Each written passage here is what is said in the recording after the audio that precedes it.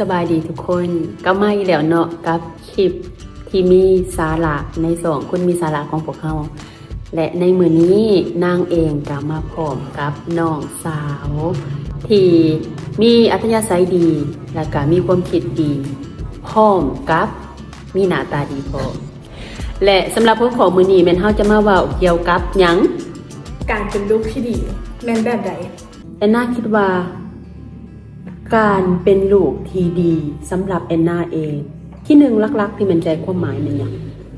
สำหรับประสบการณ์ก็ต้องเป็นคนดีก่อนแต่ว่าก่อนจะเป็นลูกที่ดีได้มันก็ต้องขึ้นอยู่กับพ่อแม่นำเพราะพ่อแม่เป็นปัจจัยสำคัญของการเป็นคนที่ดีของตัวเขาเองได้เพราะว่าลูกแต่ละคนจะเชื่อฟังความพ่อแม่เป็นอันดับแรกนิยามพ่อแม่ที่ดีของแอนนาแม่นมีนิสัยหรือว่าทัศนคติหรือว่าเลี้ยงดูลูกแบบใดบ่จำเป็นต้องเป็นพ่อแม่ที่ดีเป็นพ่อแม่ที่เพอร์เฟกต์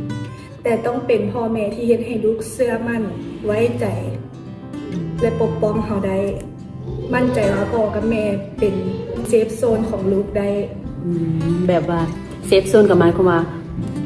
เป็นที่ปรึกษาที่ดีบ่ตัดสินลูกพยายามเข้าใจพยายามรับฟังแม่สามารถเฮ็ดให้ลูกปรึกษาได้ทุกเรื่องโดยที่บ่ต้องตั้งแง่ขึ้นมาให้ลูกรู้สึกว่าพ่อกับแม่บ่สามารถปรึกษาทุกเรื่องได้จนไปปรึกษากับหมู่กับเพื่อนสำหรับพ่อกับแม่เขาเองนะแม่นเขาปรึกษาได้ทุกเรื่องเลยโดยอันนี้เห็นดีแหละคิดว่าที่แน่ๆนะก่อนที่พ่อแม่จะเป็นที่ปรึกษาและเข้าใจลูกได้เป็นเซฟโซนเลยคิดว่าพ่อแม่นะต้องได้เรียนรู้และเปิดใจศึกษาลูกพร้อมเนาะแม่พ่อกับแม่ก็ต้องเปิดใจให้ลูกเรียนรู้กับลูกลูกก็ต้องเปิดใจให้กับพ่อแม่เรียนรู้กับพ่อแม่ด้วยกันทุกคนต้องเปิดใจให้กันมันจึงจะอยู่นำกันได้และก็มีความสุขแต่สำหรับพ่อกับแม่เขาเองค่ะแต่กี้กะบ่ได้เป็นแบบนี้ดอกแล้วเพิ่นเข้าไปฝึกไปปฏิบัติอยู่ศูนย์ก็ตั้งแต่เขายังน้อยๆดีเพิ่นก็ได้เข้าใจธรรมะหลายเข้าใจในการใช้ชีวิตเข้าใจในการสอนลูกในแบบสิว่าแบบในการใช้ชีวิตบนพื้นฐานของความเป็นจริงนะโดยศูนย์นี่หมายถึงศูนย์ปฏิบัติธรรมรัก38บ่แม่นเขาเองก็ได้ไปโอ้แสดงว่าศูนย์นี่เป็นสถานที่หนึ่งที่ว่าสอนให้พ่อแม่ลูกเข้าใจกันเชื่อจังซั่นกับแม่นแต่ศูนย์ปฏิบัติธรรมหลัก38น่ะเพิ่นสอนให้เราเข้าใจเกี่ยวกับตัวเองให้สอนให้เรารู้คุณรู้ค่าของตัวเองของพ่อแม่แล้วก็ทุกๆอย่างให้รู้คุณรู้ค่าของทุกอย่างเพราะทุกอย่างมีคุณค่าของมันก็เลยว่า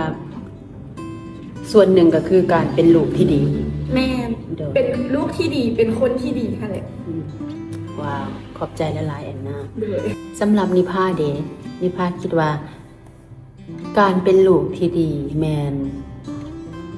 ต้องปฏิบัติตนต่อพ่อแม่แนวใดสำหรับเขาคิดว่าแต่ในคือสิบ่ได้ต้องการอย่างหลายจากเขาขอให้เขาเป็นคนดีรู้คุณรู้ค่าพ่อแม่รักเพิ่นฟังความเข้าใจเพิ่นนั่นแหละเพราะว่ามุมพ่อแม่กับมุมลูกมันก็จะต่างกันเนาะมันก็ต้องได้ใจเพิ่นใจเฮาสินะบางทีเฮาก็น่าจะเอาแต่ใจตัวเองแน่บางทีเพิ่นก็สอนในมุมของเพิ่นแต่แบบมันก็บ่ถึงใจเฮาแน่สินะเพราะว่าเพิ่นก็เป็นพ่อแม่เทื่อแรกคือกันเนาะเฮาคิดว่าพ่อกับแม่เฮาก็น่าจะแบบพยายามเรียนรู้เฮาคือกันถ้าเขาที่สุดแล้วแหละคนที่แบบซัพพอร์ตแล้วก็ฮักเฮาหวังดีกับเฮาคือสิมีได้พ่อกับแม่นี่คือที่สุดเนาะที่สุดความหมายนิพาแบบว่าเฮาต้องพยายามเข้าใจพ่อแม่ในมุมมองของเพิ่นเช่นเดียวกันความหมายความว่ามีแต่ว่าทุกอย่างต้องให้พ่อแม่เข้าใจเฮาทั้งหมดแต่ว่าเฮาก็ต้องเปิดใจและก็ต้องเข้าใจในมุมมองของเพิ่นและต้องรับรู้เสมอว่าถึงว่าบางครั้งคำแนะนำของเพิ่นคำคิดเห็นของเพิ่นเกี่ยวกับเฮาอาจจะบ่ถูกใจเฮาแต่ว่าให้เฮาคิดว่าเจตนาเพิ่นแม่นหวังดีอยากให้เฮาเป็นคนดีอยากให้เป็นลูกที่ดีอยากให้เฮาประสบผลสำเร็จในชีวิตแล้วบาดนี้ในเวลาที่แบบว่าบางเทื่อมันกระทบกับพ่อแม่เนาะอาจจะแม่นเฮาอาจจะอารมณ์เสียอยากหายหรือว่าบ่ถูกใจเวลาเพิ่นเว้าหั่นนะ แล้วเฮามีวิธีจัดการกับอารมณ์เฮาเองแนวใดเพื่อบ่ให้มันกระทบหลายแน่นอนเฮาเป็นมนุษย์เฮาต้องอยากหายอยู่แล้วเฮาต้องบ่พอใจอยู่แล้ว แต่ว่าเฮาเฮ็ดจังไดณเวลานั้นๆเพื่อบ่ให้เพิ่นเสียใจอะนะว่าซั่นซะ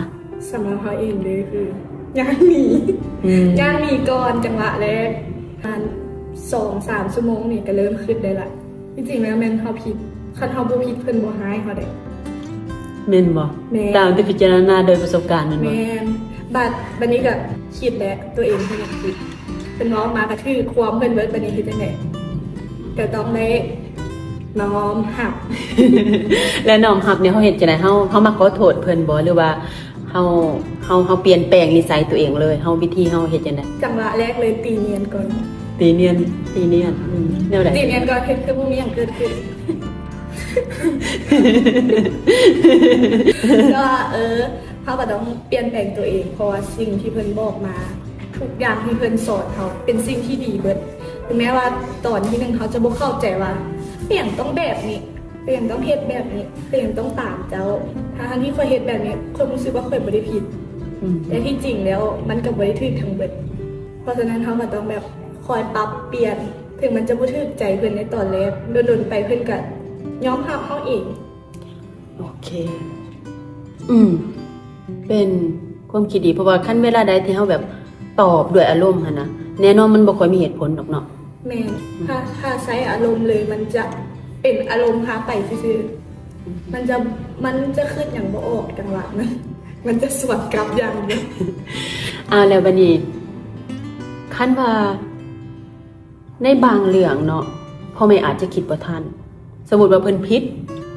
เฮาเฮ็ดจังได๋ ก็บ่เฮ็ดจังได๋เพิ่นก็ตีเนียนเพื่อนคือกับเฮาเลย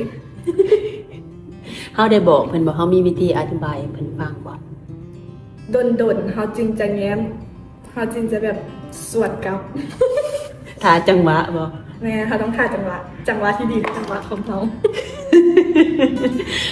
เป็นการอธิบายให้เพิ่นเข้าใจว่าเพิ่นก็ผิดคือกันเนาะอันนี้แม่นมุมมองของเฮาสิบ่ เพิ่นก็บ่แม่นว่าเพิ่นผิดหรือถูกเฮาก็บ่แม่นว่าเฮาผิดหรือถูกเพียงแต่เฮายังบ่ได้ทำความเข้าใจกับมันว่า สิ่งนี้เป็นสิ่งที่ดีที่สุดบ่สำหรับเฮาหรือว่าสำหรับเพิ่น อันนี้ดีเพราะว่าบางเทื่อน่ะแบบพ่อแม่เพิ่นก็เจนต่างแมันบ่ แม่น เนาะ จุดนี้ เวลาเพิ่นเจนต่างเพิ่นอาจจะเข้าใจในมุมมองของเพิ่นว่าแบบนี้เฮ็ดแบบนี้คิดแบบนี้ก็ทำแบบนี้หรือว่าเวียกอันนี้เด้อมันดีที่สุดแล้ว แต่บางเทื่อมันอาจจะบ่เข้ากับเจนเฮามันบ่เข้ากับสภาพแวดล้อมเนาะ หรืออาจจะบ่เข้ากับตัวเฮา หรือมันจะบ่เข้ากับความเป็นเฮาสินะ ด้วย ดีอันนี้ดีเฮาก็ไปเฮ็ดบทคนกลัวหรือว่าพิจารณาตัวเองหรือว่าอธิบายให้เพิ่นเข้าใจว่า